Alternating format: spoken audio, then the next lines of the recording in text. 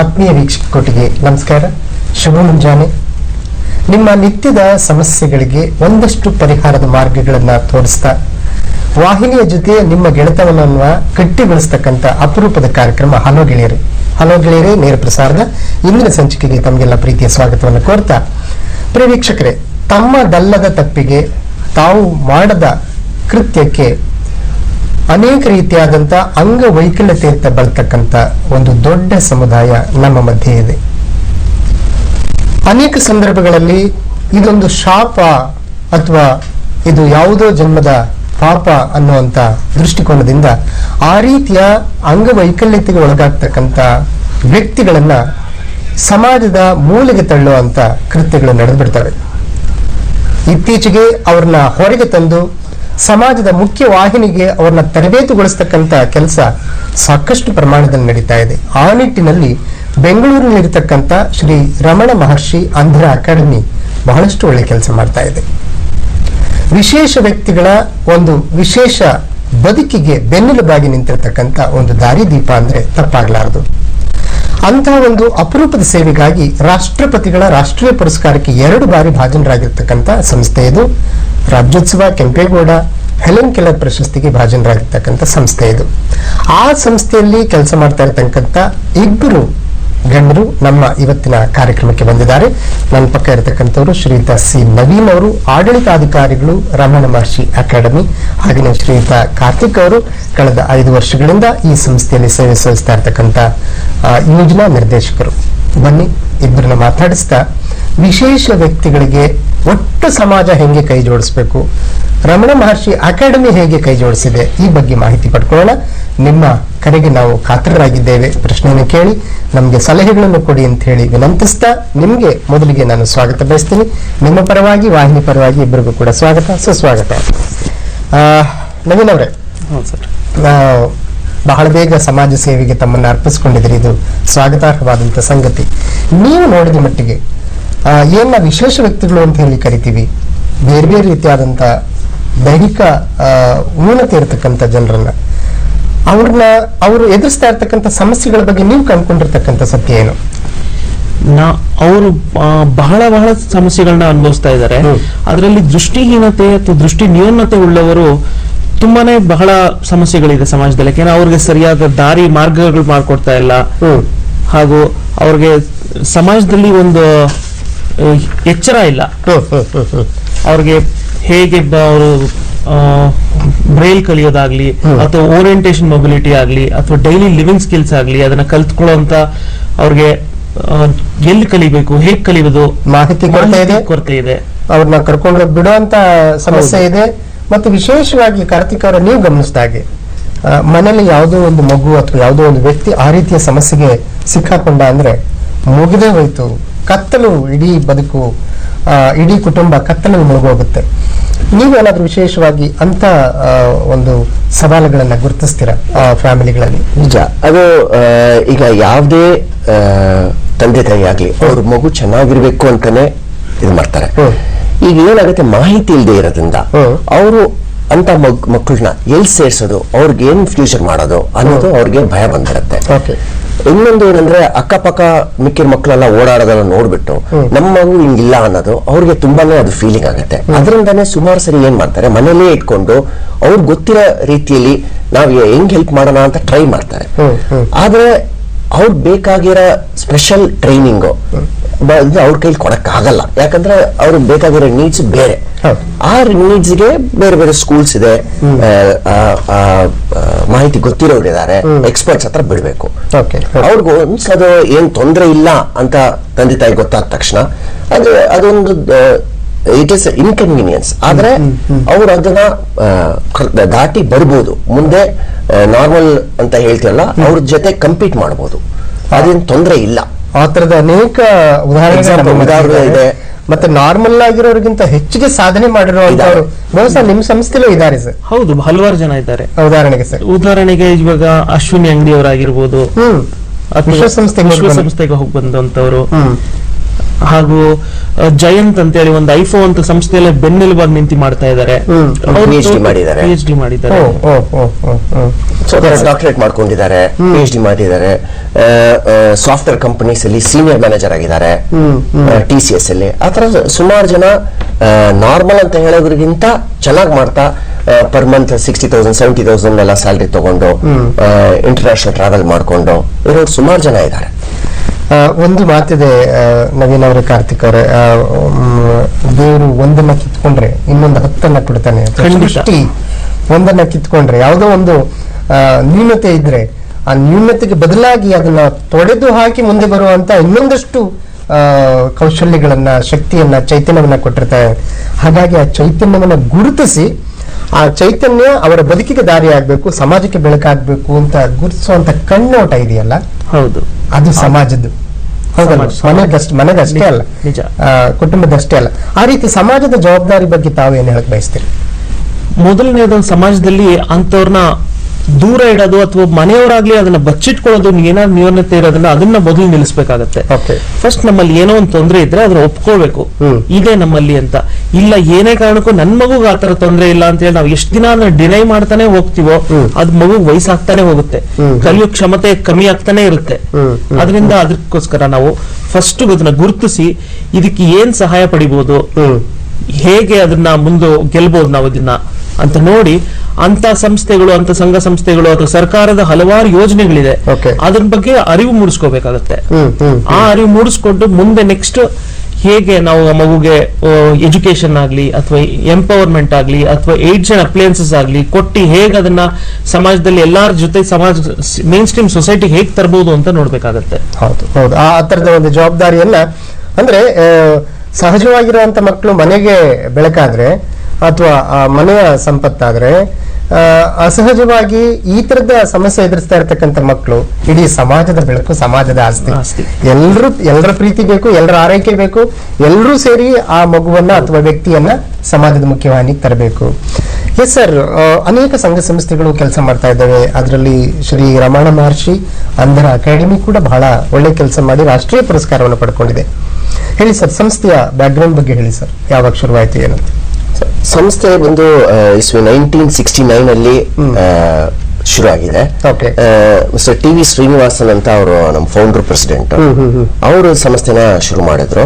So ಅವ್ರು ಬಂದು ಇದು ನಾವು ಸಮಾಜಕ್ಕೆ ಏನಾದ್ರು ಮಾಡಬೇಕು ಅಂತ ಇದರಲ್ಲಿ ಶುರು ಮಾಡಿದ್ದು. ಅವರು ಸ್ವಲ್ಪ ಸ್ಪಿರಿಚುವಲ್ ಮೆಡಿಟೇಷನ್ ಇದರಲ್ಲಿ ಸ್ವಲ್ಪ ಜಾಸ್ತಿ ಇಂಟ್ರೆಸ್ಟ್ ಇರೋರು. ಸೊ ಹಂಗಿರುವಾಗ ಅವರ ತಿರುವಣ್ಣಾಮಲೆಯಲ್ಲಿ ರಮಣ ಆಶ್ರಮ ಅಂತ ಇದೆ, ರಮಣ ಮಹರ್ಷಿ ಆಶ್ರಮ. ಸೊ ಅಲ್ಲಿ ಮೆಡಿಟೇಷನ್ ಮಾಡುವಾಗ ಅವ್ರಿಗೆ ಈ ತರ ಅಂಧಪುರುಷರಿಗೆ ಏನಾದ್ರು ಮಾಡಬೇಕು ಅಂತ ಒಂದು ಹೊಳೆದಿದೆ. ಸೊ ಅದರಿಂದ ಅವರು ಒಂದು ಸ್ಟೂಡೆಂಟ್ ಇಂದ ಸ್ಟಾರ್ಟ್ ಮಾಡಿದ್ರು. ಆಮೇಲೆ ಕಲ್ಕಟ್ಟಾಗ ಹೋಗಿ ಟ್ರೈನಿಂಗ್ ತಗೊಂಡಿದ್ದಾರೆ. ಸೊ ಫಾರ್ಮಲ್ ಆಗಿ ಟ್ರೈನಿಂಗ್ ತಗೊಂಡು ತರಬೇತಿ ಎಲ್ಲ ಏನ್ ಬೇಕೋ ತಗೊಂಡು ಅವರು ಮತ್ತೆ ಅವ್ರ ಫ್ಯಾಮಿಲಿ ಮತ್ತೆ ಅವ್ರ ಫ್ರೆಂಡ್ಸ್ ಎಲ್ಲ ಸೇರ್ಕೊಂಡು ಸ್ಕೂಲ್ ಸ್ಟಾರ್ಟ್ ಮಾಡಿದ್ರು 69 ಅಲ್ಲಿ. ಓಕೆ ಓಕೆ, ಅಂದ್ರೆ ಅಲ್ಲಿಂದ ಶುರುವಾದಂತದ್ದು 1969ರಲ್ಲಿ ನಿರಂತರವಾಗಿ ನಡೀತಾ ಇದೆ. ಸಾವಿರಾರು, ಎಷ್ಟು ಒಂದು ಮಗುವಿಂದ ಶುರು ಮಾಡಿ ಎಷ್ಟು ಮಕ್ಕಳಿದ್ದಾರೆ ಸರ್? ಎಷ್ಟು ಜನರಿಗೆ ತಾವು ರೀಚ್ ಆಗಿದೆ? 220 ಜನ ಇದ್ದಾರೆ ನಮ್ಮಲ್ಲಿ. 220 ಜನ ಉಚಿತ ವಿದ್ಯಾಭ್ಯಾಸ ಪಡಿತಾ ಇದ್ದಾರೆ. ಅವರು ಇರೋದಕ್ಕೆ ಜಾಗ, ಫ್ರೀ ರೆಸಿಡೆನ್ಷಿಯಲ್ ಸ್ಕೂಲ್ ನಾವು ನಡೆಸ್ತಾ ಇರೋದು.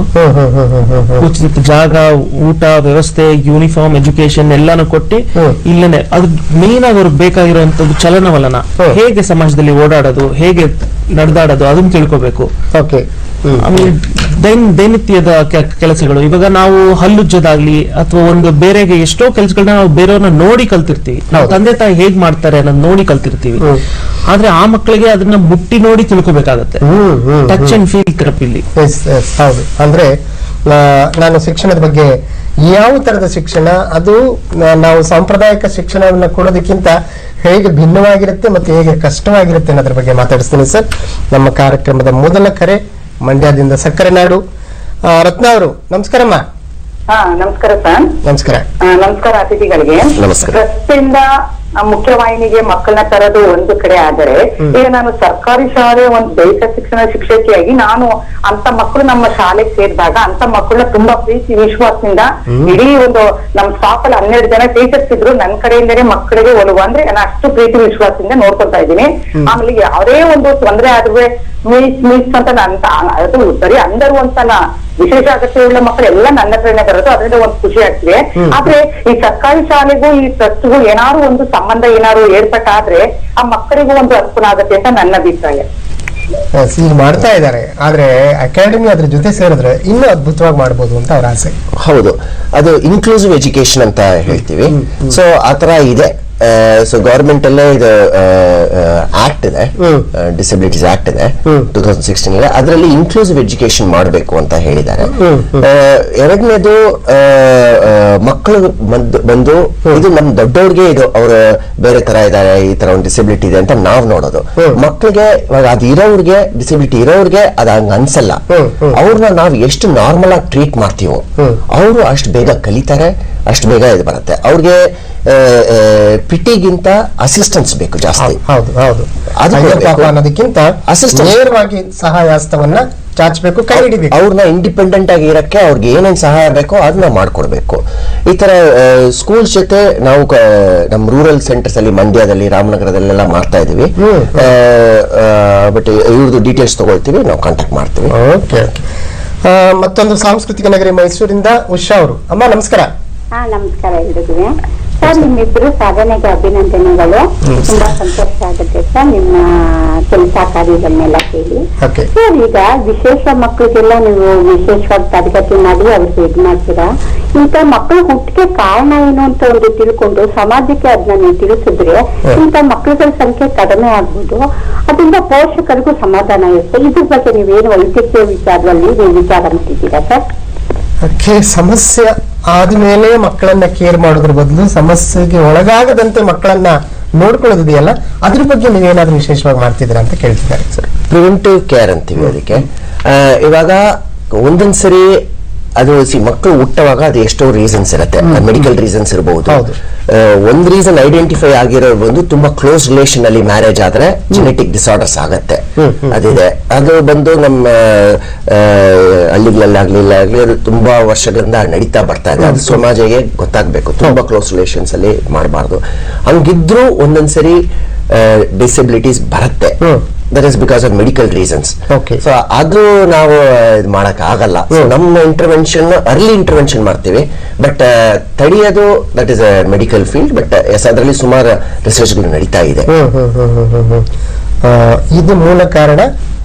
ಮತ್ತೆ ಆರೋಗ್ಯ ವಲಯದಲ್ಲಿ ಇದ್ರ ಬಗ್ಗೆ ಹೆಚ್ಚಿನ ಅಧ್ಯಯನಗಳು ನಡೀತಾ ಇದೆ. ಮುಂದಿನ ದಿನಗಳಲ್ಲಿ ಅದನ್ನ ತಡೆಗಟ್ಟೋದಕ್ಕೆ ಇನ್ನು ಪ್ರಯತ್ನಗಳಾಗ್ತಾ ಇದೆ. ಅಫ್ಕೋರ್ಸ್ ನಮ್ಗೆ ಈಗ ಬೇರೆ ಬೇರೆ ಪೋಲಿಯೋ ತಡೆಯುವಂಥದ್ದು ಇದೆಲ್ಲವೂ ಕೂಡ ಸಾಕಷ್ಟು ನಮ್ಗೆ ರಿಸಲ್ಟ್ ಕೊಡ್ತಾ ಇದೆ. ಸರ್, ನವೀನ್ ಅವರು ಹೇಳ್ತಾ ಇದ್ರಿ ಎಜುಕೇಶನ್ ಆಕ್ಟಿವಿಟೀಸ್ ಹೇಗಿದೆ ಅನ್ನೋದ್ರ ಬಗ್ಗೆ. ಎಷ್ಟು ನಮ್ಮ ನಾರ್ಮಲ್ ಸ್ಕೂಲ್ಗಳಿಗೂ ಇದಕ್ಕೂ ಭಿನ್ನವಾಗಿರ್ತಕ್ಕಂಥ ಸವಾಲನ್ನ ಹೇಗೆ ಎದುರಿಸ್ತಾ ಇದ್ರಿ ತಾವು? ಅದನ್ನೇ ನಾರ್ಮಲ್ ಸ್ಕೂಲ್ಗಳಲ್ಲಿ ಬಂದು ಅವರಲ್ಲಿ ವಿಶೇಷ ಸ್ಪೆಷಲ್ ಎಜುಕೇಟರ್ಸ್ ಅಂತ ಏನ್ ಹೇಳ್ತೀವಿ ಅಂತವ್ರು ಇರೋದಿಲ್ಲ.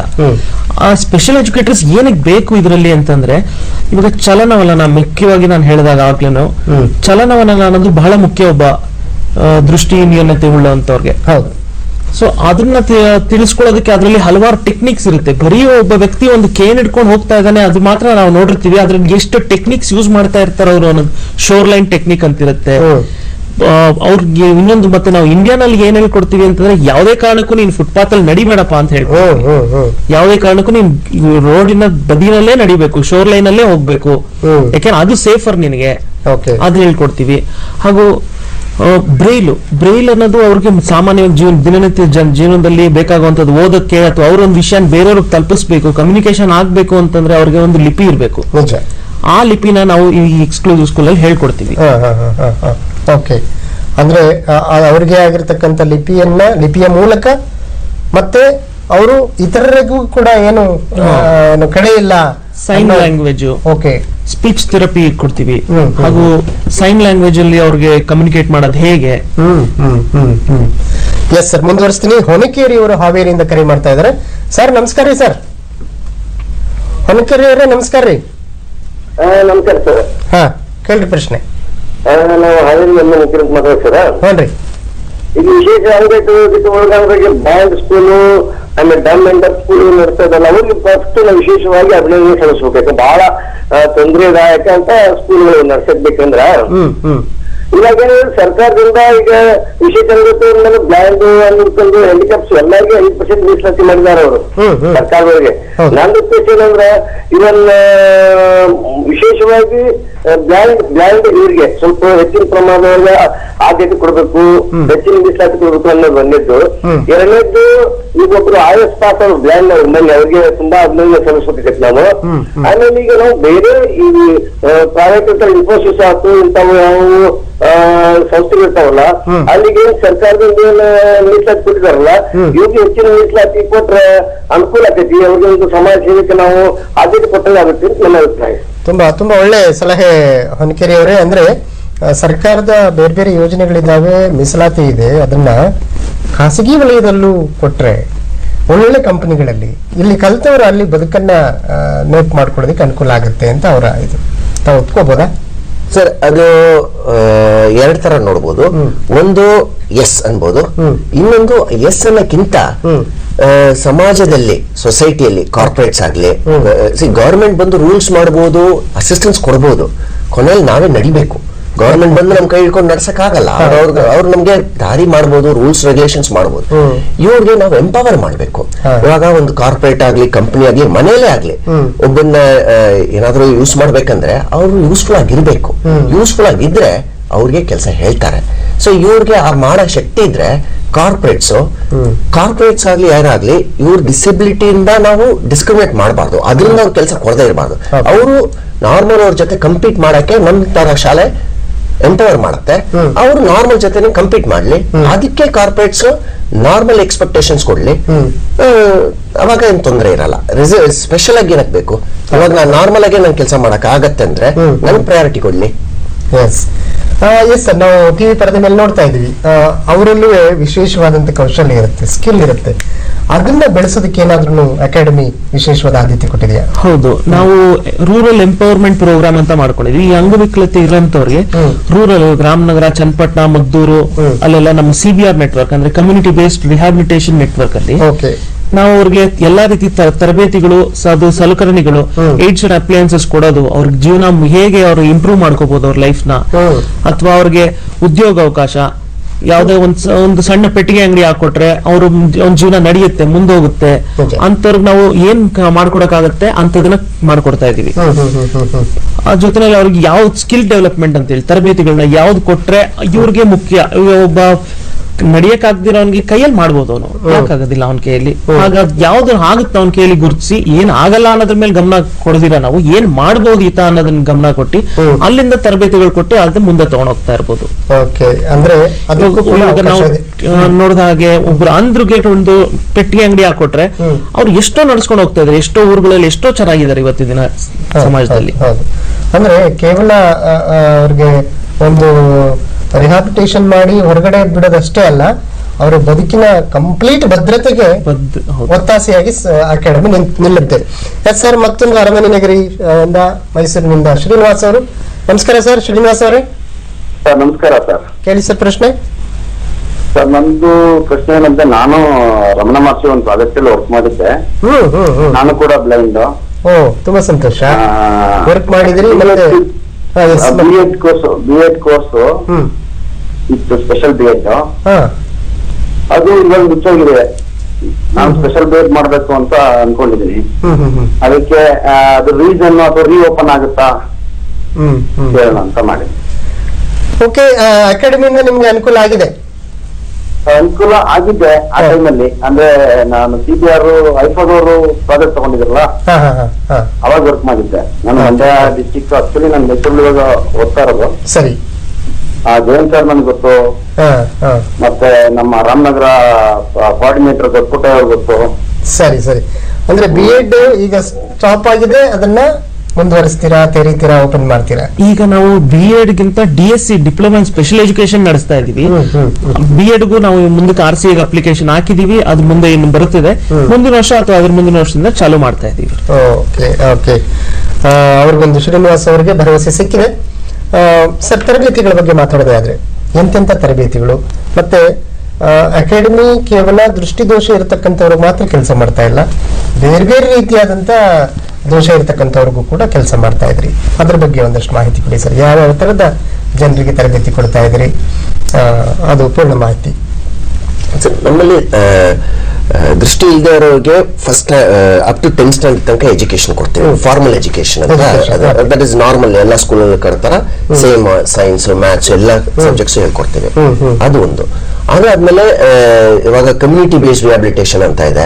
ಆಮೇಲೆ ಅದೇ ತರ ಇವಾಗ ಓಲ್ಡರ್ ಸ್ಟೂಡೆಂಟ್ಸ್ ಇರ್ತಾರೆ, ಅವ್ರಿಗೆ education is not suitable. So ಅವಾಗ ಅವ್ರಿಗೆ ಬೇರೆ ತರ ರಿಹಾಬಿಲಿಟೇಷನ್, ಅದು ನೀಡ್ ಬೇಸ್ಡ್ ಮೇಲೆ ಅಸೆಸ್ ಮಾಡಿ ಮಾಡ್ತೀವಿ. ಇವಾಗ ಸ್ಪೀಚ್ ಅಂಡ್ ಹಿಯರಿಂಗ್ ಇದೆ. ಅದೇ ತರ ಈಗ ಇನ್ನೊಂದು ಮಲ್ಟಿ ಡಿಸಬಿಲಿಟಿ ಅಂತೀವಿ, blind with speech and hearing. So ಇವಾಗ ಅವ್ರಿಗೆ ಬಂದು focus is not on 10th standard, focus is on daily living and ಸೊಸೈಟಿಯಲ್ಲಿ ಕಂಪೀಟ್ ಮಾಡೋ ಫೋಕಸ್. ಸೊ ಆ ತರ ಇದೆ. ನವೀನ್ ಅವರು, ನೀವು ಆಡ್ ಟು ದಟ್ ಇನ್ನೊಂದಷ್ಟು ಆಡ್ ಮಾಡೋದಾದ್ರೆ?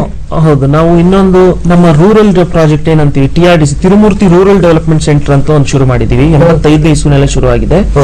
ಅಲ್ಲಿ ಬಂದು ಅಗ್ರಿಕಲ್ಚರಲ್ ಬೇಸ್ಡ್ ಟ್ರೈನಿಂಗ್ ಕೊಡ್ತಾ ಇದೀವಿ. ಇವಾಗ ವಿಲೇಜ್ ಇಂದ ಬಂದಿರ್ತಾರೆ, ಅವ್ರಿಗೆ ನಾನು ಎಷ್ಟೇ ಕಂಪ್ಯೂಟರ್ ಆಗ್ಲಿ ಅಥವಾ ಇಂಗ್ಲಿಷ್ ಆಗ್ಲಿ ತರಬೇತಿ ಕೊಟ್ರೆ ತಿರ್ಗಾ ಮನೆಗೆ ಹೋದ್ಮೇಲೆ ಮನೆಗೆ ಆಸ್ತಿ ಆಗೋದಿಲ್ಲ, ತಿರ್ಗಾ ಮನೆ ಮೇಲೆ ಭಾರ ಆಗ್ಬೋದು. ಸೊ ಅವ್ರಿಗೆ ಅದೇ ಅವ್ರಿರುವಂತ ಸಮಾಜದಲ್ಲಿ, ಅವ್ರಿರುವಂತ ವಾತಾವರಣದಲ್ಲಿ ಏನೇನ್ ಕೆಲಸ ಮಾಡಕ್ಕಾಗತ್ತೆ, ಪೌಲ್ಟ್ರಿ ಆಗಿರ್ಬೋದು, ಡೈರಿ ಫಾರ್ಮಿಂಗ್ ಆಗಿರ್ಬೋದು, ಫಿಶರೀಸ್ ಇರ್ಬೋದು ಅಂತ ಎಲ್ಲಾ ಟ್ರೈನಿಂಗ್ಸ್ ಕೊಡ್ತೀವಿ. ಅವ್ರಿಗೆ 2 ವರ್ಷದ ಡಿಪ್ಲೊಮಾ ಕೋರ್ಸ್ ಕೊಡ್ತೀವಿ. ಅದ್ರಲ್ಲಿ ಅವರು ಮತ್ತೆ ಅವ್ರ ಹಳ್ಳಿ ಅಥವಾ ಅವ್ರ ಊರುಗಳಿಗೆ ಹೋದಾಗ ಅಲ್ಲಿ ಅವರು ಕೆಲಸ ಮಾಡ್ಬೋದು, ಅವ್ರ ಕಾರ್ಯಕುಶಲತೆ ತೋರಿಸಬಹುದು ಅಲ್ಲಿ. ಅಂದ್ರೆ ಒಟ್ಟು ಅದು ಗ್ರಾಮೀಣ ಪ್ರದೇಶ ಇರಲಿ, ನಗರ ಪ್ರದೇಶದ ಸವಾಲುಗಳಿರಲಿ, ಎದುರಿಸಿ ನಿಲ್ಲೋದಕ್ಕೆ ಬೇಕಿರತಕ್ಕಂಥ ಚೈತನ್ಯವನ್ನು ಕೊಡ್ತೀರಿ ಸರ್. ಮಾತುಕತೆ ಮುಂದುವರಿಸ್ತೀನಿ ಒಂದು ವಿರಾಮದ ನಂತರ. ಪ್ರಿಯ ವೀಕ್ಷಕರಿಗೆ ಒಂದು ಪುಟ್ಟ ವಿರಾಮ.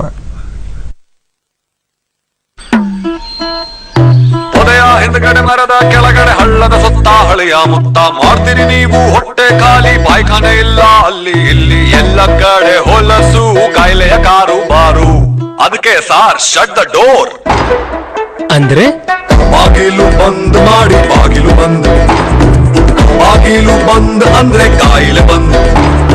ಬಯಲಲ್ಲಿ ಮಲಮೂತ್ರ ಮಾಡಿದರೆ ಎಲ್ಲ ಕಡೆ ಕಾಯಿಲೆ ಹರಡುತ್ತವೆ, ನಾವು ಖಂಡಿತ ಕಾಯಿಲೆ ಬೀಳ್ತೇವೆ. ಏನ್ ಮಾಡ್ಲಪ್ಪ? ಬಾಗಿಲು ಬಂದ್ ಮಾಡಿ, ಬಾಗಿಲು ಬಂದ್, ಬಾಗಿಲು ಬಂದ್ ಅಂದ್ರೆ ಕಾಯಿಲೆ ಬಂದ್.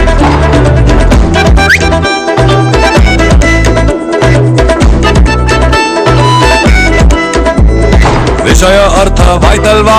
ಹೌದಾದ್ರೆ ಹೌದಿನ್ನಿ ಅಕ್ಕ. ಶೌಚಕ್ಕೆ ಕೂರುವಾಗ ಹಾಕಿರಿ ಬಾಗಿಲ ಚಿಲಕ. ಶೌಚಾಲಯವನ್ನು ಬಳಸಿ ಭಾರತವನ್ನು ಸ್ವಚ್ಛವಾಗಿರಿಸಿ.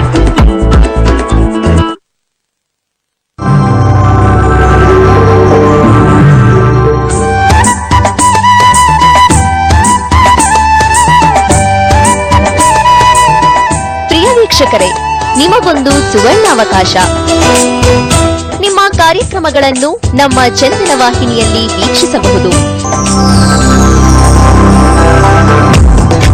ನೃತ್ಯ, ಸಂಗೀತ, ಸಭೆ, ಸಮಾರಂಭ ಇತ್ಯಾದಿ ಯಾವುದೇ ಸಾಂಸ್ಕೃತಿಕ ಕಾರ್ಯಕ್ರಮಗಳಿರಲಿ, ಇವುಗಳನ್ನೆಲ್ಲ ನಾವು ಚಿತ್ರೀಕರಿಸಿ ಪ್ರತಿ ರಾತ್ರಿ 8:30ಕ್ಕೆ ಸುತ್ತಮುತ್ತ ಕಾರ್ಯಕ್ರಮದಲ್ಲಿ ಪ್ರಸಾರ ಮಾಡುತ್ತೇವೆ. ಹೆಚ್ಚಿನ ಮಾಹಿತಿಗಾಗಿ ಸಂಪರ್ಕಿಸಿ ನಮ್ಮ ದೂರವಾಣಿ ಸಂಖ್ಯೆ 0802033333201, ವಿಸ್ತರಣೆ 257 ಮತ್ತು ಇಮೇಲ್ ವಿಳಾಸ dtcbng@yahoo.co.in.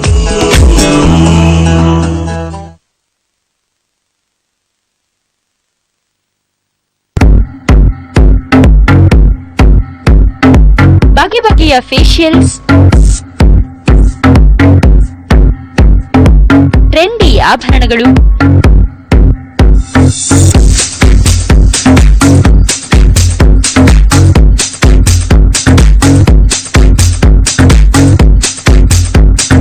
ಕೂದಲಿನ ಅಂದಕ್ಕೆ ಪ್ರಾಕೃತಿಕ ಪರಿಹಾರಗಳು, ನಿಮ್ಮ ಅಂದಕ್ಕೆ ತಕ್ಕಂತಹ ಉಡುಪುಗಳು,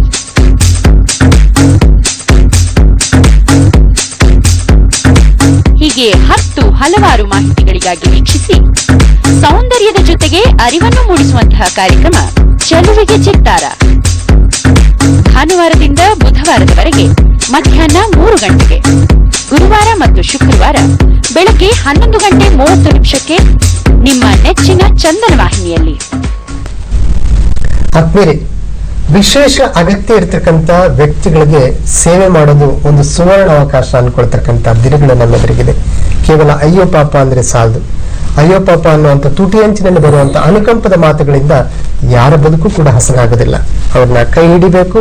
ನಾವು ಕೈ ಹಿಡಿದು ನಡೆಸೋದಕ್ಕೆ ಮುಂದಾದ್ರೆ ಮಾತ್ರ ಅವರ ಬದುಕು ಸಮಾಜದ ಮುಖ್ಯವಾಹಿನಿಗೆ ಬರಬಹುದು. ಇತರರಂತೆ ತಾವು ಕೂಡ ತಮ್ಮ ಕಾಲ ಮೇಲೆ ತಾವು ನಿಂತ್ಕೊಳ್ಬಹುದು. ಆ ನಿಟ್ಟಿನಲ್ಲಿ ರಮಣ ಮಹರ್ಷಿ ಅಕಾಡೆಮಿ ಮಾಡ್ತಾ ಇರ್ತಕ್ಕಂಥ ಕೆಲಸಗಳ ಬಗ್ಗೆ ಮಾತಾಡ್ತಾ ಇದೀವಿ. ಸರ್ ನವೀನ್ ಅವರೇ, ನಿಮ್ಮ ಟಾರ್ಗೆಟ್ ಗ್ರೂಪ್ ಅಂದ್ರೆ ಯಾರು? ಶುರುನಲ್ಲಿ ನಾವು ಸಂಸ್ಥೆ ಶುರು ಆದಾಗ ಬರೀ ದೃಷ್ಟಿ ನ್ಯೂನತೆ ಇರುವಂತವ್ರು ಮಾತ್ರ ಶುರು ಆಗಿದ್ದು. ಆದ್ರೆ ಈಗ ಕಂಪ್ಲೀಟ್ ಎಲ್ಲಾ ಡಿಸಬಿಲಿಟೀಸ್ ನಾವು ಕೇರ್ ಮಾಡ್ತೀವಿ. ಯಾವುದೇ ರೀತಿ ಅವ್ರಿಗೆ ತೊಂದರೆ ಇದ್ರು, ಅಂಗವಿಕಲತೆ ಇದ್ರೆ ನಾವು ಅದನ್ನ ಕೇರ್ ಮಾಡ್ತೀವಿ, ಕೇಟರ್ ಮಾಡ್ತಾ ಇದೀವಿ. ಹೇಗೆ ಅಂತಂದ್ರೆ, ಹೇಗೆ ನಾನು ಹೇಳಿದಾಗೆ ಇಲ್ಲಿ ಬೆಂಗಳೂರಿನಲ್ಲಿ ನಾವು ಅಂಧ ಶಾಲೆ ಹಾಗೂ ಮಲ್ಟಿಪಲ್ ಡಿಸಬಿಲಿಟೀಸ್ ನೋಡ್ತೀವಿ. ಮಲ್ಟಿಪಲ್ ಡಿಸಬಿಲಿಟೀಸ್ ಅಂದ್ರೆ ಬಹು ವೈಕಲ್ಯತೆಗಳಿರೋದು. ಅವ್ರಿಗೆ ಯಾವುದೇ ತರ ಮುಂಚೆ ಎಲ್ಲ ಇವಾಗಿನ ಕಾಲದಲ್ಲಿ ಇವತ್ತು ನಾವೇನ್ ಹೇಳ್ಬೋದು, ದೃಷ್ಟಿ ನ್ಯೂನತೆ ಅನ್ನೋದು ಒಂದು ಇನ್ಕನ್ವೀನಿಯನ್ಸ್ ಆಗಿ ಉಳ್ಕೊಂಡಿದೆ. ಆದ್ರೆ ನಿಜವಾದ ಡಿಸಬಿಲಿಟಿ ಅಂತಂದ್ರೆ ಈ ಮಲ್ಟಿ ಡಿಸಬಿಲಿಟಿ ಇರುವಂತವ್ರು, ಒಂದು ಅಥವಾ ಬಹು ಅಂಗಗಳು ಫೇಲ್ ಆಗಿರುವಂತವ್ರು, ನ್ಯೂನತೆ ಇರುವಂತವ್ರು. ಎಸ್ ಸರ್, ಅಂದ್ರೆ ಇದೇ ನಮ್ಮ ಏರಿಯಾ ಅಂತ ಏನಿಲ್ಲ, ಯಾರೆಲ್ಲ ದೈಹಿಕವಾಗಿ ಅಥವಾ ಮಾನಸಿಕ. ಸರ್, ಇದು ಈ ದೈಹಿಕ ಮಾನಸಿಕವಾಗಿ ಅವ್ರನ್ನ ಮತ್ತೆ ಸರಿಪಡಿಸುವಂಥದ್ದು ಅಥವಾ ಮುಖ್ಯವಾಹಿನಿಗೆ ತರುವಂಥದ್ದು, ಇದರಂತೆ ಅವ್ರನ್ನ ತಯಾರು ಮಾಡ್ತಕ್ಕಂಥದ್ದು ಒಂದು ಸವಾಲಿನ ಕೆಲಸ. ಅದಕ್ಕೆ ಆರೋಗ್ಯದ ಕೆಲಸವೂ ಕೂಡ ಬಹಳ ಮುಖ್ಯ ಆಗುತ್ತೆ. ಅಕಾಡೆಮಿ ಆರೋಗ್ಯಕ್ಕೆ ಸಂಬಂಧಪಟ್ಟಂತೆ ಏನಾದ್ರು ಕೆಲಸ ಮಾಡ್ತಿದೆಯಾ ಸರ್? ಕಾರ್ತಿಕ್ ಅವರೇ, ಈಗ ಹೆಲ್ತ್ ಕ್ಯಾಂಪ್ಸ್ ಇದೆ, ಆಮೇಲೆ ಹೆಲ್ತ್ ಪ್ರೋಗ್ರಾಮ್ಸ್ ನಡೆಸ್ತೀವಿ. ಆಮೇಲೆ ಅವ್ರಿಗೆ ಏನೇನು ಸರ್ಜರಿ ಏನಾದ್ರು ಮಾಡ್ಬೇಕಂದ್ರೆ ಹಾಸ್ಪಿಟಲ್ಸ್ ಜೊತೆ ಟೈಅಪ್ ಮಾಡ್ಕೊಂಡು ಮಾಡ್ಕೊಡ್ತೀವಿ. ಸೊ ಅದಕ್ಕೆಲ್ಲ ನಾವೇನು ಚಾರ್ಜ್ ಮಾಡಲ್ಲ, ಫುಲ್ ಆರ್ಗನೈಸೇಷನ್ ನೋಡ್ಕೊಳತ್ತೆ. ಸೊ ಅದು ಏನ್ ನೀಡ್ ಇದೆಯೋ ಅದ್ರ ಮೇಲೆ ಅಸೆಸ್ ಮಾಡಿ, ಅದು ಮೆಡಿಕಲ್ ಟೀಮ್ ಅಸೆಸ್ ಮಾಡ್ತಾರೆ. ಅವ್ರು ಅಸೆಸ್ ಮಾಡಿ ಅದ್ರ ಮೇಲೆ ಫರ್ದರ್ ಆಕ್ಷನ್ ತಗೊಳ್ತೀವಿ. ಅದು ಬಿಟ್ಟು ರೆಗ್ಯುಲರ್ ಆಗಿ ಹೆಲ್ತ್ ಕ್ಯಾಂಪ್ಸ್ ಇದೆ. ಆಮೇಲೆ ನಮ್ಮ CBR ಅಲ್ಲಿ CBR ವರ್ಕರ್ಸ್ ಅವ್ರಿಗೆಲ್ಲ ಬೇಸಿಕ್ ಹೆಲ್ತ್ ಇದು ನಾಲೆಜ್ ಇರುತ್ತೆ. ಸೊ ಫಿಸಿಯೋಥೆರಪಿ ಟ್ರೈನಿಂಗ್ ಅಥವಾ ಬೇಸಿಕ್ ಹೆಲ್ತ್ ಇರುತ್ತೆ. ಏನು ಅಡಿಷನಲ್ ಆಗ್ಬೇಕಂದ್ರೆ ಅವರು ಮೆಡಿಕಲ್ ಪ್ರೊಫೆಷನಲ್ ಕನ್ಸಲ್ಟ್ ಮಾಡ್ತಾರೆ. ಮಾಡ್ಬಿಟ್ಟು ಅವ್ರು ಹೆಂಗ್ ಹೇಳ್ತಾರೋ ಆ ತರ ಇದು ಮಾಡ್ತೀವಿ. ಅಂದ್ರೆ ಸಂಸ್ಥೆಯಲ್ಲಿ ಈಗಾಗಲೇ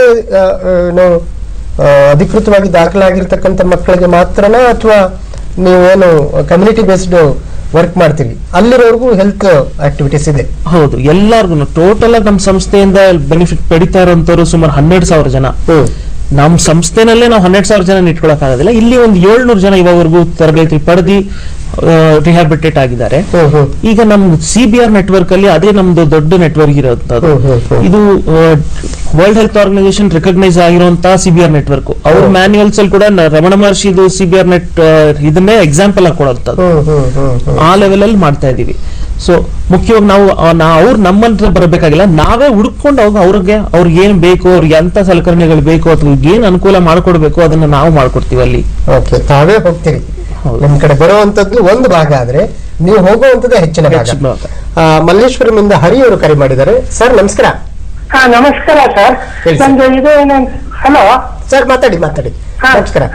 ಏನಂದ್ರೆ ಅಂಗವಿಕಲ ಮಕ್ಕಳಿಗೆ ನಾವು ಆದಷ್ಟು ಕಾರ್ಪೊರೇಟ್ ಇದರಿಂದ ಇದ್ ಮಾಡೋದು ಒಳ್ಳೇದು. ಜೊತೆಗೆ ಇನ್ನೊಂದು ತಂದೆ ತಾಯಿಗಳು ಅಯ್ಯೋ ಈಗಾಯ್ತಲ್ಲ ಅಂತ ಅನ್ಕೂಲ ಮಕ್ಳಿಗೂ ತಂಗ್ ಈಗಾಯ್ತಲ್ಲ ಅಂತ ಅನ್ಕೂಡ್ದು. ಯಾಕಂದ್ರೆ ಹೆಮ್ಮೆನ್ಕೆಯವರು ಒಂದು ಫೇಮಸ್ ಇದು ಎಕ್ಸಾಂಪಲ್. ಜೊತೆಗೆ ನಮ್ಮ ಟೆಸ್ಟ್ ಆಟಗಾರ BS ಚಂದ್ರಶೇಖರ್, ಗ್ಯಾರಿ ಸೋಬರ್ಸ್, ಬೇರೆ ಇಂಥವ್ರಿಗೆ ಭಯಂಕರ ಸಿಂಹ ಸ್ವಪ್ನವಾಗಿದ್ರು. ಪೋಲಿಯೋ ಆಗಿದ್ರು ಅವರು ಹೇಗೆ when Chandra strikes India wins ಅಂತ ಇತ್ತು, ಆ ನಿಟ್ಟಿನಲ್ಲಿ ನಮ್ಮ ಅಂಗವಿಕ ಮಕ್ಕಳನ್ನ ಇದ್ ಮಾಡಿದ್ರಲ್ಲ. ಆಮೇಲೆ ಇನ್ನೊಂದು ಫೇಮಸ್ ಸೇಯಿಂಗ್ ಹೇಳ್ಬಿಡ್ತೀನಿ, ಏನಂದ್ರೆ small minds discuss people, average minds discuss events, great minds discuss ideas. ಈ ಮಟ್ಟದಲ್ಲಿ ತಗೊಂಡೋದ್ರೆ ಒಳ್ಳೇದು sir. Okay okay sir, Karthik accept ಮಾಡ್ತೀರಾ ಅವರ ಸಜೆಷನ್? ಹೌದು, ಖಂಡಿತ. ಬಿಕಾಸ್ ನಾವು ಎನಿಥಿಂಗ್ ಇಸ್ ಪಾಸಿಬಲ್, ಆ ಒಂದು ಇದರಿಂದ ನಾವು ಹೋಗ್ಬೇಕು. ಏನೋ ಒಂದು ಡಿಸಬಿಲಿಟಿ ಇರೋದ್ರಿಂದ ನಾವೇನು ಮಾಡಕ್ ಆಗಲ್ಲ ಅಂತ ಕೂತ್ಬಿಟ್ರೆ ಏನಾಗಲ್ಲ. ಅವ್ರು ಹೇಳ್ತಾರೆ ಎಕ್ಸಾಂಪಲ್ಸ್ ಸುಮಾರಿದೆ. ಸೊ ಡಿಸಬಿಲಿಟಿನ ಓವರ್ಕಮ್ ಮಾಡಿ ಮುಂದೆ ಬರೋರು ಸುಮಾರು ಎಕ್ಸಾಂಪಲ್ಸ್ ಇದೆ. ಸೊ ಅದನ್ನ ನೋಡ್ಕೊಂಡು ಎಲ್ಲರೂ ಅದು ಫಾಲೋ ಮಾಡಬೇಕು. ಮೆಡಿಕಲ್ ಟ್ರೀಟ್ಮೆಂಟ್ ಬಗ್ಗೆ ಮಾತಾಡ್ತಾ ಇದ್ದೆ, ಅದನ್ನ ಓವರ್ಕಮ್ ಮಾಡೋದಕ್ಕೆ ಅದು ಬಹಳ ಮುಖ್ಯ ಆಗುತ್ತೆ. ನೀವು ಹುಡುಕೊಂಡು ಹೋಗುವಂತ ಆ ಒಂದು ಟೂಲ್ ಹೇಗಿರುತ್ತೆ ಸರ್? ಹೇಗೆ, ಯಾವ ಮೀಡಿಯಾದಿಂದ ಹೋಗ್ತೀರಿ? ನಮ್ಮಲ್ಲಿ ಬಂದು ವಾಲಂಟಿಯರ್ಸ್ ಇದ್ದಾರೆ, base level, root level volunteers ಅಂತ ಕರಿತೀವಿ. ಅವ್ರು ಏನ್ ಮಾಡ್ತಾರೆ, ಹಳ್ಳಿ ಅಥವಾ ಒಂದೊಂದು ಪಂಚಾಯತಿಗೂ ಹೋಗಿ ಅಲ್ಲಿ ಪಂಚಾಯತಿಯವ್ರನ್ನ ವಿಚಾರಿಸಿ ಅಥವಾ ಅಲ್ಲಿಂದ ಡೇಟಾ ಕಲೆಕ್ಟ್ ಮಾಡ್ಕೊಂಡು ಇಲ್ಲಿ ಎಷ್ಟು ಜನ ಅಂಗವಿಕಲತೆ ಇರುವಂತ ಇದ್ದಾರೆ, ಅವರಲ್ಲಿ ಯಾವ್ಯಾವ ರೀತಿಯ ಅಂಗವಿಕಲತೆಗಳಿದೆ ಅದನ್ನ ಫಸ್ಟ್ ಬೇಸಿಕ್ ಡೇಟಾ ಕಲೆಕ್ಟ್ ಮಾಡ್ಕೊಂತೀವಿ.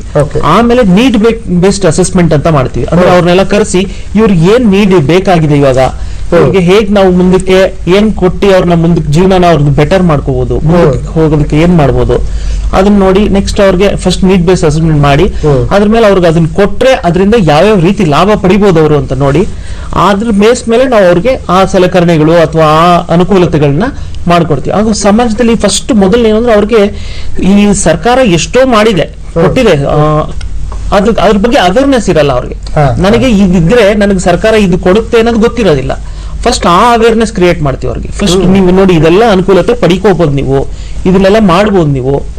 ಹಾಗೂ ನಿಮ್ಗೆ ಬಸ್ ಪಾಸ್ ಅಂದ್ರೆ ಕಂಪ್ಲೀಟ್ ಫ್ರೀ ಬಸ್ ಪಾಸ್ ಇರುತ್ತೆ, ರೈಲ್ವೆ ಕನ್ಸೆಷನ್ ಇರುತ್ತೆ, ಅದೆಲ್ಲ ಗೊತ್ತಿರೋದಿಲ್ಲ. ಅದೆಲ್ಲ ತಿಳಿಸ್ಕೊಟ್ರೆ ಅವ್ರಿಗೆ ಎಷ್ಟೋ ಅನುಕೂಲ ಆಗುತ್ತೆ, ಜೀವನದಲ್ಲಿ ಮುಂದೊಯ್ತಾ ಹೋಗ್ತಾರೆ ಅಲ್ಲಿಂದ. ಅಂದ್ರೆ ಈ ಇಷ್ಟು ಪ್ರೋಸೆಸ್ ಮಾಡ್ಲಿಕ್ಕೆ ನಿಮ್ಮಲ್ಲಿ ವಾಲಂಟಿಯರ್ಸ್ ಇದ್ದಾರೆ, ಗ್ರಾಸ್ ರೂಟ್ ಲೆವೆಲ್ ವರ್ಕರ್ಸ್ ಇದ್ದಾರೆ, ಸುಮಾರು ಸ್ಟಾಫ್ಗಳಿದ್ದಾರೆ, ಇದ್ದಾರೆ, ಜನ ಇದ್ದಾರೆ. ಬಟ್ ತೊಂದರೆ ಏನಂದ್ರೆ ಸುಮಾರು ಜನ ಇಂಥ ಕೆಲ್ಸಕ್ಕೆ ಮುಂದಕ್ಕೆ ಬರಕ್ಕೆ ಸ್ವಲ್ಪ ಕಷ್ಟ. ಯಾಕಂದ್ರೆ NGO ಇರೋದ್ರಿಂದ ಸುಮಾರು ಜನ ಬಂದು ಈಗ ನೋಡೋದು ಕಾರ್ಪೊರೇಟ್ ಸಾಫ್ಟ್ವೇರ್ ಹಂಗೆ ನೋಡ್ತಾರೆ.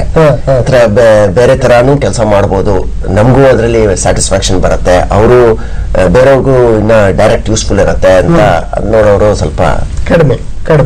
ಆ ಸರ್ವಿಸ್ ಮೈಂಡ್ ಇರುವಂತವ್ರು ಸಿಗೋದು ಕಷ್ಟ.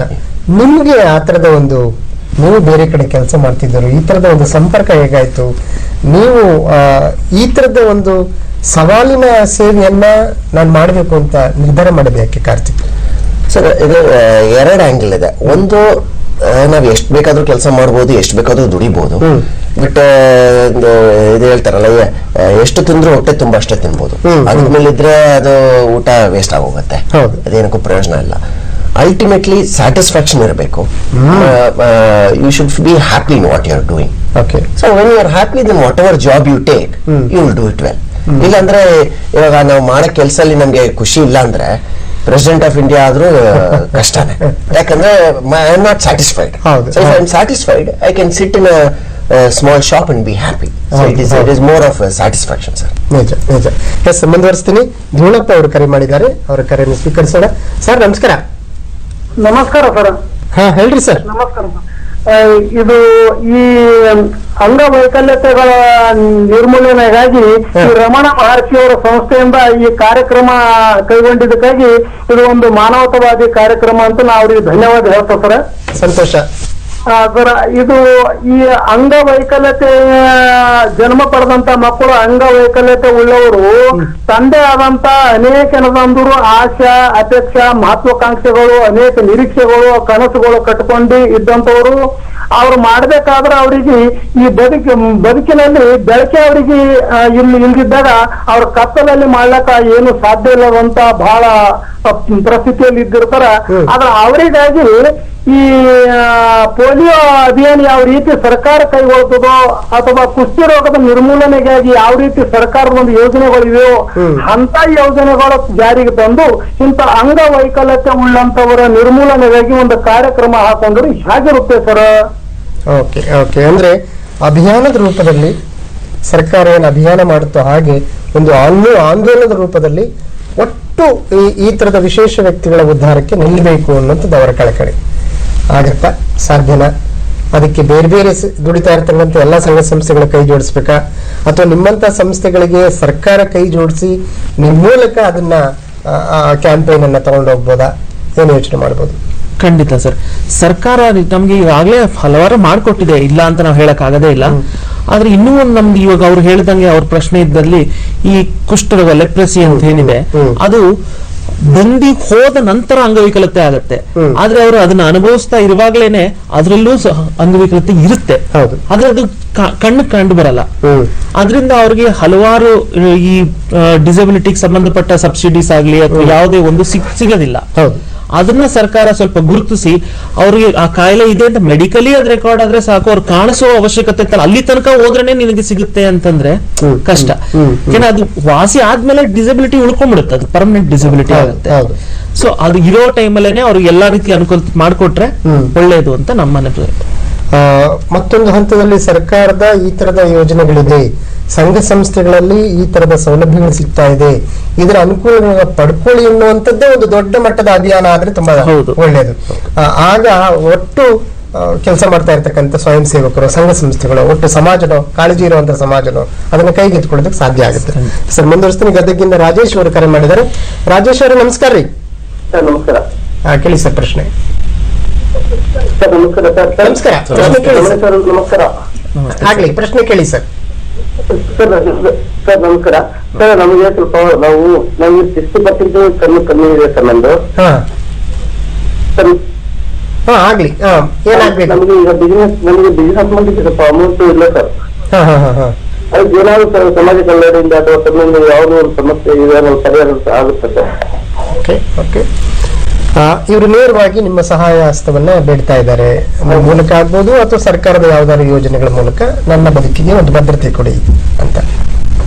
ಅವ್ರ ಡೀಟೇಲ್ಸ್ ನೋಟ್ ಮಾಡ್ಕೊಂಡು ಅದು ಹೇಗೆ ಇದು ಮಾಡಕ್ಕಾಗತ್ತೆ ಅಂತ ನೋಡ್ಬಿಟ್ಟು ಮಾಡ್ತೀವಿ. ನಾವು ಡೈರೆಕ್ಟ್ ಆಗಿ ನಾವು ಬ್ಯಾಂಕಿಂಗ್ ಇನ್ಸ್ಟಿಟ್ಯೂಷನ್ ಅಲ್ಲ, ನಾವು ಆತರ ಫೈನಾನ್ಸ್ ಮಾಡಲ್ಲ.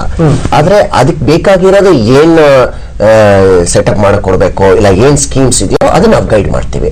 ಸೊ ಅವ್ರ ಡೀಟೇಲ್ಸ್ ತಗೊಂಡು ನಾವು ಅವ್ರ ಮಾಡ್ತೀವಿ, ಇಲ್ಲ ಅವ್ರು ನಮ್ಮ ಕಾಂಟ್ಯಾಕ್ಟ್ ಮಾಡಬಹುದು. ಹೇಗೆ ಇದು ಮಾಡಕ್ಕಾಗತ್ತೆ ಅಂತ ನೋಡಿ. ಆಗ್ಲಿ ರಾಜೇಶ್ ಅವರೇ, ನಿಮ್ಮ ದೂರವಾಣಿ ಸಂಖ್ಯೆ ನಮ್ಮ ಹತ್ರ ಇರುತ್ತೆ, ನಿಮ್ ಜೊತೆ ಮಾತಾಡ್ತಾರೆ ಕಾರ್ಯಕ್ರಮದ ಮುಗಿದ ನಂತರ. ಇಬ್ರು ಅತಿಥಿಗಳು ಕೂಡ ಡಾಕ್ಟರ್ ಸರಾಫ್ ಅವರು ಭಟ್ಕಳದಿಂದ ಕರೆ ಮಾಡಿದ್ದಾರೆ. ಸರ್ ನಮಸ್ಕಾರ. ನಮಸ್ಕಾರ ಸರ್. ಈಗ ಸರ್, ಈ ಅಂಗವಿಕಲರಿಗೆ, ಈ ಡೆಫ್ ಅಂಡ್ ಡಮ್ ಅಥವಾ ಬ್ಲೈಂಡ್ ಹುಡುಗರಿಗೆ ಕಲೀಲಿಕ್ಕೆ ಸರ್ಕಾರ ಎಲ್ಲ ಉಚಿತವಾಗಿ ಸಿಗುವಂತಹ ಸರ್ಕಾರಿ ಶಾಲೆಗಳಿಲ್ಲ. ಅವರು ಖಾಸಗಿ ಶಾಲೆಗಳಿಗೆ ಹೋದ್ರೆ ಅವರಿಗೆ ಅಲ್ಲಿಯ ಫೀ ಮತ್ತು ಊಟ ಎಲ್ಲ ಕೂಡಿ ಒಂದು ತಿಂಗಳಿಗೆ 3,500 ರೂಪಾಯಿ ಬೀಳ್ತ. ನಾನೇ ಕೆಲವರಿಗೆ ಅಲ್ಲೆಲ್ಲ ತೆಗೆದುಕೊಂಡು ಹೋಗಿ ಸೇರಿಸ್ತಿದ್ದೇನೆ ನಮ್ಮ ಕಾರವಾರದಲ್ಲಿ. ಮೈಸೂರಿನಲ್ಲಿ ಮಾತ್ರ ಒಂದು ಉಚಿತ ಶಾಲೆ ಉಂಟು. ಅದಕ್ಕೆ ಪ್ರತಿಯೊಂದು ಜಿಲ್ಲೆಗೆ ಸರ್ಕಾರದಿಂದ ಒಂದೊಂದು ಇಂತಹ ಶಾಲೆಯನ್ನು ತೆರೆಯುವ ಹೆಜ್ಜೆ ಯಾಕೆ ಇಡಬಾರ್ದು ಅಂತ ಹೇಳಿ ನಂದು ಅನಿಸಿಕೆ ಇದಕ್ಕೆ. ಯಾಕಂದ್ರೆ ಮೊನ್ನೆ KES ನಲ್ಲಿ ಅಂದರೊಬ್ರು ಉತ್ತಮ ರ್ಯಾಂಕ್ ತಗೊಂಡು ಬಂದಿದ್ದಾರೆ. ಆ ಭಾಗ್ಯ ಎಲ್ಲರಿಗೂ ಸಿಗ್ಬೇಕು ಅಂತ ಹೇಳಿ ನನ್ನ ಕಳಕಳಿಯ ಒಂದು ದೇವರಲ್ಲಿ ಪ್ರಾರ್ಥನೆ. ಆಗ್ಲಿ ಸರ್, ನಮ್ಮೆಲ್ಲರ ಆಸೆ ಕೂಡ ನಮ್ಮ ಪ್ರಾರ್ಥನೆ ಕೂಡ. ಸರ್ ಒಪ್ಕೊಳ್ಬಹುದು ಅದನ್ನ? ಸರ್ಕಾರ ಎಲ್ಲ ಜಿಲ್ಲಾ, ಕನಿಷ್ಠ ಜಿಲ್ಲಾ ಹಂತದಲ್ಲಿ ಆ ತರದ ಸಂಸ್ಥೆಗಳನ್ನ ತೆರೆದ್ರೆ. ಸಂಸ್ಥೆಗಳು ಇವಾಗ ಆಲ್ರೆಡಿ ಇದೆ, ಆದ್ರೆ ಇನ್ನೂ ಒಂದು ನಾವು ಗಮನಿಸಬೇಕಾಗಿರೋದು ಅಂದ್ರೆ ಈ ಸ್ಪೆಷಲ್ ಎಜುಕೇಟರ್ಸ್ ಅಂತ ನಾವೇನ್ ಹೇಳ್ತೀವಿ ಅದ್ರ ಬಹಳ ಕೊರತೆ ಇದೆ. ಅದನ್ನ ನಾವು ಆಯ್ಕೊಂಡು ಬರ್ತಾ ಇರೋಂತ, ನಾನು ಇಂಥ ಮಕ್ಕಳಿಗೆ ಟೀಚರ್ ಆಗ್ತೀನಿ ಅಂತ ಹೇಳಿ ಬರ್ತಾ ಇರೋಂತವ್ರ ಸಂಖ್ಯೆ ತುಂಬಾ ಕಮ್ಮಿ ಇದೆ. ಈಗ ನಾವು ಆಗ್ಲೇ ಮಾತಾಡಿದಾಗೆ ಈ ಡೆಫ್ ಬ್ಲೈಂಡ್ ಮಕ್ಕಳು ಅಂತ ಏನ್ ಹೇಳ್ತೀವಿ, ಅವ್ರು ಅಂತವ್ರಿಗೆ ನಮ್ ಇಂಡಿಯಾನಲ್ಲಿ ಎಸ್ಟಿಮೇಟ್ ಮಾಡಿದಾಗೆ ಒಂದು 5 ಲಕ್ಷ ಜನ ಮಕ್ಕಳಿದ್ದಾರೆ ಓದೋ ಈ ಏಜ್ ಗ್ರೂಪ್ ಅಲ್ಲಿ ಇರೋಂಥವ್ರು. ಆದ್ರೆ ಅಂತವ್ರು ಇರೋಂತ ಟೀಚರ್ಸ್ ಎಷ್ಟಿದ್ದಾರೆ ಕ್ವಾಲಿಫೈಡ್ ಅಂತ ನೋಡಿದ್ರೆ 100 ಜನ. ಸೊ 5 ಲಕ್ಷ ಮಕ್ಕಳಲ್ಲಿ 100 ಜನ ಟೀಚರ್ಸ್ ಎಲ್ಲಿ ಬರ್ತಾರೆ?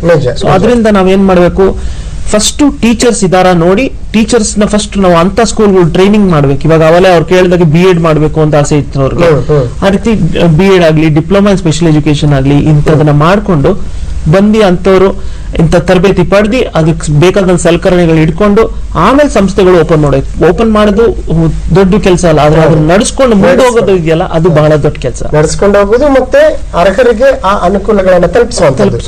ಪೂಜಾ ಅವರು ತುಮಕೂರಿಂದ ಕರೆ ಮಾಡಿದ್ದಾರೆ. ನಮಸ್ಕಾರ ಪೂಜಾ ಅವರೇ. ಹಲೋ. ಹಾ ಮೇಡಮ್. ನಮಸ್ಕಾರ ಪೂಜಾ ಅವರೇ, ಮಾತಾಡ್ರಿ, ಪ್ರಶ್ನೆ ಕೇಳಿ. ಹಲೋ. ಹಾ ಮಾತಾಡಪ್ಪ. ನಮಸ್ಕಾರ ಸರ್, ನನ್ನ ಹೆಸರು ಪೂಜಾ ಅಂತ. ನಮಸ್ಕಾರ ತಾಯಿ, ಕೇಳಿ ಪ್ರಶ್ನೆ. ನಾನು ಕೂಡ ಬೈಂಡೆ, ನೀವು ಅದೇನೋ ಡಿಪ್ಲೊಮಾ ಸ್ಪೆಷಲ್ ಎಜುಕೇಶನ್ ಬಗ್ಗೆ ಹೇಳಿದ್ರಲ್ಲ, ಅದ್ರ ಬಗ್ಗೆ ತಿಳ್ಕೊಬೇಕಿತ್ತು. ಹಾ, ನೀವು ಆ ಡಿಪ್ಲೊಮಾ ಎಜುಕೇಶನ್ ಪಡ್ಕೊಳ್ಳೋದಕ್ಕೆ ಇಚ್ಛೆ ಪಟ್ಟಿರೋರಾ? ಇಲ್ಲ ಸರ್, ನಾನು ಇನ್ನು BA ಮಾಡ್ತಾ ಇದ್ದೀನಿ, ಬಟ್ ನನ್ಗೆ ಸ್ಪೆಷಲ್ BEd ಮಾಡ್ಬೇಕಂತ ತುಂಬಾ ಆಸೆ ಇತ್ತು. ಇದು ಅದ್ರ ತರನೇ ಏನಾದ್ರು ಸೇಮ್ ಆತರ ಅಂತ ತಿಳ್ಕೊಬೇಕಿತ್ತು. ಹೌದಮ್ಮ, ಇದು ಬಂದು ಡಿಪ್ಲೊಮಾ ಇನ್ ಸ್ಪೆಷಲ್ ಎಜುಕೇಶನ್ ಅಂತ 2 ವರ್ಷದ ಕೋರ್ಸ್ ನಡೆಯುತ್ತೆ. RCA ಇಂದ ರೆಕಗ್ನಿಷನ್ ಪಡೆದಿರ್ತೀಯ. ಇದನ್ನ ಮಾಡಿದ್ರೆ ಇದು ಸ್ಪೆಷಲ್ ಎಜುಕೇಶನ್ ಫಾರ್ VI ಅಂದ್ರೆ ವಿಜುವಲ್ ಇಂಪೇರ್ಮೆಂಟ್. ಇದು ಹೌದಮ್ಮ, 2 years residential, free residential programme ಇದು. ನಮ್ಮಲ್ಲಿ ಯಾವುದೇ ಒಂದು ತರಬೇತಿ ಇರ್ಲಿ, ಎಲ್ಲ ಕಂಪ್ಲೀಟ್ಲಿ ಟೋಟಲಿ ಫ್ರೀ ರೆಸಿಡೆನ್ಷಿಯಲ್ ಇರುತ್ತೆ. ನೀವು ಬಂದು ಅದನ್ನ ಅನುಕೂಲ ಪಡ್ಕೋಬಹುದು. ಸ್ಪೆಷಲ್ BEd ಓಪನ್ ಆಗುತ್ತೆ ನೆಕ್ಸ್ಟ್ ಇಯರ್ ಅಂತ. ಸ್ಪೆಷಲ್ BEd ಓಪನ್ ಆಗ್ಬೇಕು ಅಂತ ಹೇಳಿ ನಾವು ಸರ್ಕಾರಕ್ಕೆ ಮನವಿ ಕಟ್ಟಿದೀವಿ, ಅದು ಆಗುತ್ತೆ. ಕಂಪ್ಯೂಟರ್ ಕೋರ್ಸ್ ಏನಾದ್ರು ನಡೆಸ್ತೀರಾ ಸರ್ ನೀವು? ಹೌದು, ಮಳವಳ್ಳಿ ನಾವು ಇವಾಗ ಸಿಟಿನಲ್ಲಿ ಕಂಪ್ಯೂಟರ್ ಕೋರ್ಸ್ ಅಷ್ಟೊಂದು ಜನ ಬರ್ತಾ ಇರ್ಲಿಲ್ಲ ಅನ್ನೋ ಕಾರಣಕ್ಕೆ ನಾವು ನಿಲ್ಸಿದೀವಿ. ಮಳವಳ್ಳಿ, ಮದ್ದೂರು ಹಾಗೂ ನಮ್ಮ ಇತರ CBR ನೆಟ್ವರ್ಕ್ ಎಲ್ಲಿದೆ ಅಲ್ಲಿ ಕಂಪ್ಯೂಟರ್ ಕೋರ್ಸ್ಗಳು ನಡೆಸ್ತಾ ಇದೀವಿ. ಕಂಪ್ಯೂಟರ್ ಕೋರ್ಸ್ ಸಿಟಿಗಳಲ್ಲಿ ಸ್ಟಾರ್ಟ್ ಮಾಡಿಲ್ಲ. ಸಿಟಿ ಮಾಡಿದ್ವಿ, ಈಗ ಅಷ್ಟು ಜನ ಡಿಸೇಬಲ್ಸ್ ಇರುವಂತವ್ರು ಬರ್ತಾ ಇರ್ಲಿಲ್ಲ, ನಾರ್ಮಲ್ ಬರಕ್ ಶುರು ಆಗಿದ್ರಿಂದ ನಾವು ನಾರ್ಮಲ್ಸ್ಗೆ ಹಲವಾರು ಇದೆ ಸಮಾಜದಲ್ಲಿ, ಸೊ ಅದಕ್ಕೋಸ್ಕರ ಅದಕ್ಕೆ ಬೇಕಾಗಿಲ್ಲ. ನಾವು ತುಂಬಾ ಕಮ್ಮಿ ಆಗಿತ್ತಮ್ಮ. ಯಾಕಂದ್ರೆ ಎಲ್ರಿಗೂ ಇವಾಗ ಕಂಪ್ಯೂಟರ್ ಮನೆಗಳಲ್ಲೇ ಕಲಿಯುವಂತ ಅವಕಾಶ ಇದೆ. ಜಾಸ್ ಉಪಯೋಗಿಸ್ಕೊಂಡು, ಎಡ್ಮಿಡಿ ಉಪಯೋಗಿಸ್ಕೊಂಡು ಈಗಾಗಲೇ ನೀವು ಉಪಯೋಗಿಸ್ತಾ ಇದ್ದೀರಾ ಅನ್ಕೋತೀನಿ. ಓಕೆ, ಆಗ್ಲಿ ಕಾರ್ಯಕ್ರಮದ ಕೊನೆಯಲ್ಲಿ ನಾವು ಸಂಸ್ಥೆಯ ವಿಳಾಸ ಮತ್ತು ದೂರವಾಣಿ ಸಂಖ್ಯೆಗಳನ್ನು ಕೊಡ್ತೀವಿ. ದಯವಿಟ್ಟು ಅಂತ ಫಲಾನುಭವಿಗಳಿಗೆ ಯಾರಾದ್ರೂ ಪಕ್ಕದಲ್ಲಿದ್ದು ಆ ದೂರವಾಣಿ ಸಂಖ್ಯೆಗಳನ್ನ ಮತ್ತು ವಿಳಾಸಗಳನ್ನ ಬರ್ಕೊಂಡು ಅವರಿಗೆ ಸಹಾಯ ಮಾಡಿ ಅನ್ನುವಂಥದ್ದು ನಮ್ಮ ಕಳಕಳಿ ವಿನಂತಿ. ನಾಗರಾಜ್ ಅವರು ಗಿರಿನಗರದಿಂದ ಕರೆ ಮಾಡಿದ್ದಾರೆ. ನಾಗರಾಜ್ ಅವರೇ ನಮಸ್ಕಾರ. ನಮಸ್ಕಾರ, ಗುಡ್ ಮಾರ್ನಿಂಗ್ ಸರ್. ನಾನು ನಾಗರಾಜ್ ಅಂತ ಗಿರಿನಗರದಿಂದ ಮಾತಾಡ್ತಾ ಇರೋದು ಸರ್. ಹಲೋ. ಮಾತಾಡಿ ಸರ್, ಮಾತಾಡಿ, ಕೇಳಿಸ. ಅದೇ I am about 75 years old. ನನಗೇನೋ ನಾರ್ಮಲ್ BP ಶುಗರ್ ಎಲ್ಲ ಇದೆ. ನಮ್ಮ ಮೇಡಮ್ಗೆ ಪ್ಯಾರಾಲಿಸಿಸ್ ಆಗ್ಬಿಟ್ಟು ಲೆಫ್ಟ್ ಅದ್ರ ಜೊತೆಗೆ ಗೆಟ್ ಅಪ್ ಚೆನ್ನಾಗಿದೆ. ಬಟ್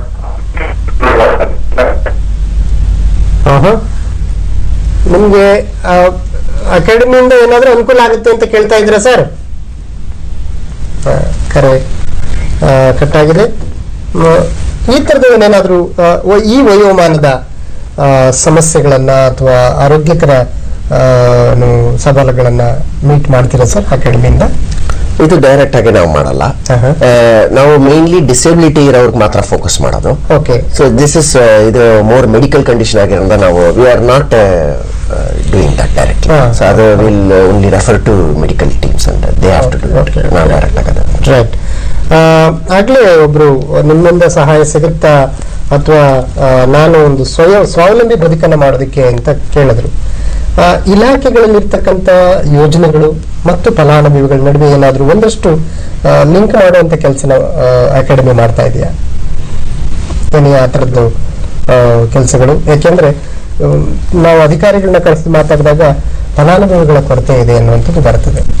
ನಾವು ಆಗ್ಲೇ ಮಾತಾಡ್ಕೊಂಡ್ವಿ, ಮಾಹಿತಿ ಕೊರತೆ, ಅವ್ರಿಗೆ ಮಾಹಿತಿ ಇರಲ್ಲ ಅಂತ. ಈಗ ಇಂಥ ಸಂದರ್ಭದಲ್ಲಿ ಈ ಸವಾಲನ್ನು ಕೂಡ ತಾವು ತಗೋಬಹುದಾ?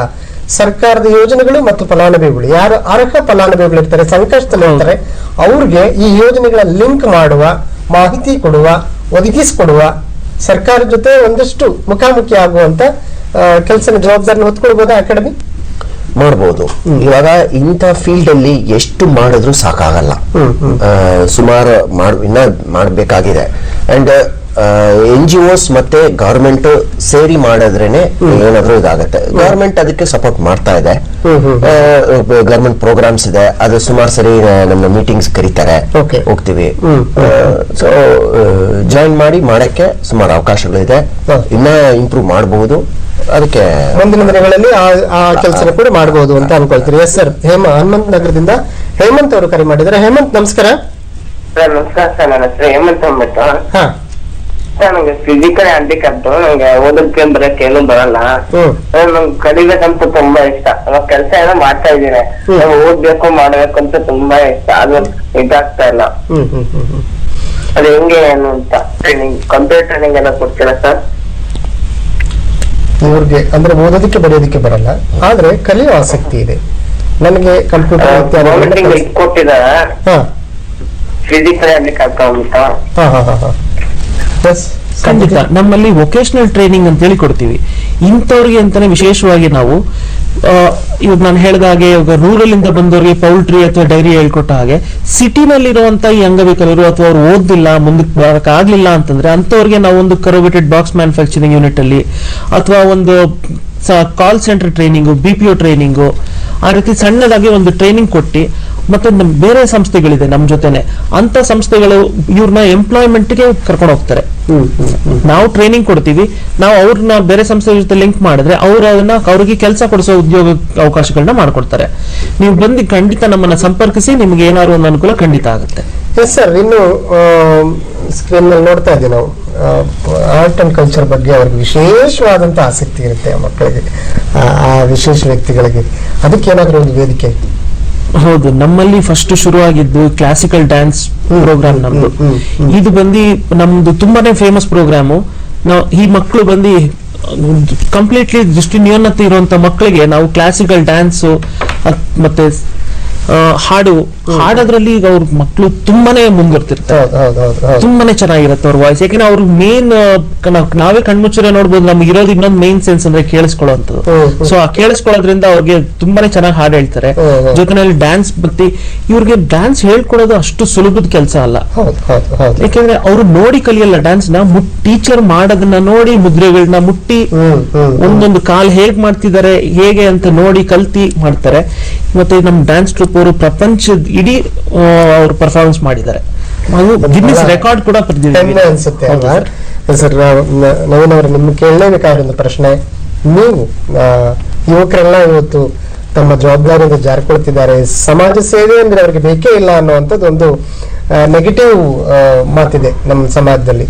ನೀವು ಯಾಕೆ ಈ ತರದ ಕೆಲಸಗಳನ್ನ ಒಪ್ಕೊಂಡ್ರಿ? ನಾನು ಶುರುನಲ್ಲಿ ಒಂದು ವಾಲಂಟಿಯರ್ ಆಗಿ ಬಂದು ಸೇರಿದೆ. ಏನೋ ಒಂದು ನನ್ನ ಕೈಯಲ್ಲಿ ಆದಷ್ಟು ಯಾವಾಗ ವಾರದಲ್ಲಿ ಒಂದಿನ 2 ದಿನ ಏನಾಗುತ್ತೋ ಅದು ಮಾಡೋಣ ಅಂತ ಹೇಳಿ ಬಂದೆ. ಆದ್ರೆ ಬಂದು ಇಲ್ಲಿ ನೋಡಿದ್ಮೇಲೆ ಇಷ್ಟ ಒಳ್ಳೆ ಕೆಲಸ ನಡೀತಾ ಇರುವಾಗ ನಾನು ಯಾಕೆ ನನ್ನ ಸಮಾಜದಲ್ಲಿ ಈ ರೇಸ್ ಓಡೋದ್ರಲ್ಲೇ ನಾನು ಅವನಕಿನ್ನ ಮುಂದೆ ಇನ್ನೊಬ್ಬನಿಗಿನ್ನ ಮುಂದೆ ಅನ್ನೋದ್ರಲ್ಲೇ ಜೀವನ ಕಳೆಯೋದು ಎಲ್ಲರೂ ಕಳೆದಿದ್ದಾರೆ. ಸೊ ನಾನಾದ್ರೂ ಬೇರೆ ರೀತಿ ಕಳಿಯೋಣ ಅಂತ ಹೇಳಿ ನಾನು ಇದಕ್ಕೆ ಬಂದು ಇಲ್ಲೇ ಸೇರ್ಕೊಂಡಿದ್ದೀನಿ. ಈಗ ಇಲ್ಲೇ ತುಂಬಾ ಒಂದ್ ರೀತಿ ಈ ಮಕ್ಕಳ ಜೊತೆ ಅಥವಾ ಈ ತರದ ವ್ಯಕ್ತಿಗಳ ಜೊತೆ ಕೆಲಸ ಮಾಡೋದು ಖುಷಿ ಕೊಡುತ್ತೆ. ಆ ಸಮಾಧಾನ ಬೇರೆ ಇನ್ಯಾವ ಕೆಲಸದಲ್ಲೂ ಸಿಗಕ್ ಸಾಧ್ಯ ಇಲ್ಲ ನನ್ನ ಪ್ರಕಾರ. ಸರ್, ತಮ್ಗೆ ಈ ಕೆಲಸ ಕೊಟ್ಟಂತ ಖುಷಿ, ಈ ಕೆಲಸ ಇನ್ನಷ್ಟು ಮಾಡ್ಬೇಕು ಅನ್ನೋ ಉತ್ಸಾಹನ ನೀಡಿದೆಯಾ? ಡೆಫಿನೆಟ್ಲಿ ಇದೆ, ಇನ್ನ ಇದೆ. ಅಂಡ್ ಇದೆ, ಇನ್ನ ಮಾಹಿತಿ ಕೊಡಬೇಕು ಜನರಿಗೆ, ಇನ್ನ ಜನ ಇನ್ವಾಲ್ವ್ ಆಗ್ಬೇಕು ಜನರು. ಮೋರ್ ಪೀಪಲ್ ಬಂದು ಇದಕ್ಕೆ ಕೆಲಸ ಮಾಡಕ್ ಬರಬೇಕು. ಬರೀ ಮನಿ ನೋಡ್ತಾ ಇದ್ರೆ ಜೀವನ ನಡೆಯಲ್ಲ. So they have to be little conscious of society and come forward. We need more people to work. Okay sir, ಇದಕ್ಕೆ ಫಂಡಿಂಗ್ ಹೇಗೆ? ಫಂಡಿಂಗ್ ಸರ್ಕಾರದಿಂದನೂ ಫಂಡಿಂಗ್ ಸಿಗುತ್ತೆ ನಮ್ಗೆ, ಹಾಗೂ ಇಂಡಿವಿಜುವಲ್ ದಾನಿಗಳಿರ್ತಾರೆ ಅಂತವ್ರನ್ನು ಕೊಡ್ತಾರೆ. ಕಾರ್ಪೊರೇಟ್ಸ್ ಈ ನಡುವೆ ಇವಾಗ 3-4 ವರ್ಷದಿಂದ ಕಾರ್ಪೊರೇಟ್ಸ್ ಕೂಡ ಅದಕ್ಕೆ ಬಂದು ಸಹಾಯ ಮಾಡಕ್ ಶುರು ಮಾಡಿದ್ದಾರೆ. CSR ಅಂತೇಳಿ ಅವ್ರಿಗೆ ಒಂದು ಕಂಪಲ್ಸರಿ ಮಾಡಿರೋದ್ರಿಂದ ಅವರು ಮುಂದೆ ಬಂದು ನಮಗೆ ಹಲವಾರು ಪ್ರಾಜೆಕ್ಟ್ಗಳನ್ನ ಮಾಡಿಕೊಟ್ಟಿದ್ದಾರೆ. ಹೊಸ ಕಂಪ್ಯೂಟರ್ ಮಾಡಿಕೊಟ್ರು, ಲ್ಯಾಬ್ ಮಾಡಿಕೊಟ್ಟಿದ್ದಾರೆ, ಹಾಗೂ ಹೊಸ ಬಿಲ್ಡಿಂಗ್ ಕಟ್ಸ್ಕೊಡ್ತಾ ಇದ್ದಾರೆ. ಹಾಗೆ ನಡೀತಾ ಇದೆ ಸರ್. ಅಂದ್ರೆ ಈ ತರದ ಕೆಲಸ ಮಾಡೋರು ಯಾರಿದ್ರು ಕೂಡ ನಮ್ ಜೊತೆ ಕೈ ಜೋಡಿಸಿ ಅಂತ ನಾವು ವಾಲಂಟಿಯರ್ ಕೆಲಸ ಮಾಡಿರ್ಬೋದು ಅಥವಾ ಸಹಾಯ ಮಾಡೋದಿರ್ಬೋದು. ತುಂಬಾ ಏನಾದ್ರು ಟಿಪಿಕಲ್ ಚಾಲೆಂಜಸ್ ಅಂತ ಕೇಳೋದಾದ್ರೆ ಏನ್ ಹೇಳ್ತೀರಿ ಸರ್?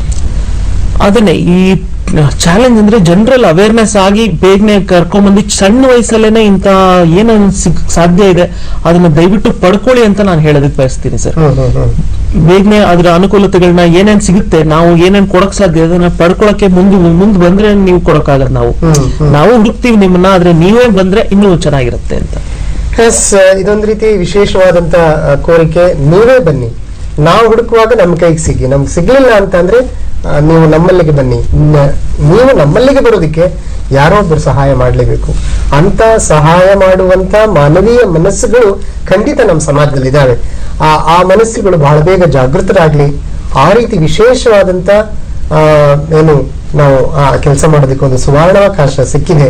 ಅದನ್ನ ಪ್ರೀತಿಯಿಂದ ಮತ್ತು ತನ್ಮಯತೆಯಿಂದ ಮಾಡೋಣ, ಅದರಲ್ಲಿ ಒಂದು ಯಶಸ್ಸನ್ನ ಕಾಣೋಣ ಅನ್ನುವಂತ ಮನಸ್ಥಿತಿಯನ್ನು ರೂಢಿಸ್ಕೊಳ್ಳೋದಕ್ಕೆ ಖಂಡಿತ ಸಾಧ್ಯ ಇದೆ. ಅದೇ ಆಗಾಗ ಆ ರೀತಿ ಆಗತ್ತೆ ಅನ್ನುವಂತ ಆಶಾವಾದದೊಂದಿಗೆ ಇವತ್ತು ನಮ್ಮ ಸಂಚಿಕೆಗೆ ಬಂದಂತ ನವೀನ್ ಅವರು, ಕಾರ್ತಿಕ್ ಅವರಿಗೆ ನಾನು ಅಭಿನಂದನೆಗಳನ್ನು ಸಲ್ಲಿಸ್ತಾ ಮುಂದಿನ ನಿಮ್ಮ ಎಲ್ಲಾ ಕಾರ್ಯಯೋಜನೆಗಳು ಕೂಡ ಯಶಸ್ವಿಯಾಗಲಿ ಅಂತೇಳಿ ಹಾರೈಸ್ತಾ ವೀಕ್ಷಕರ ಮತ್ತು ವಾಹಿನಿ ಪರವಾಗಿ ತಮಗೆ ಧನ್ಯವಾದಗಳು ಸರ್. ನಮಸ್ಕಾರ. ಧನ್ಯವಾದ.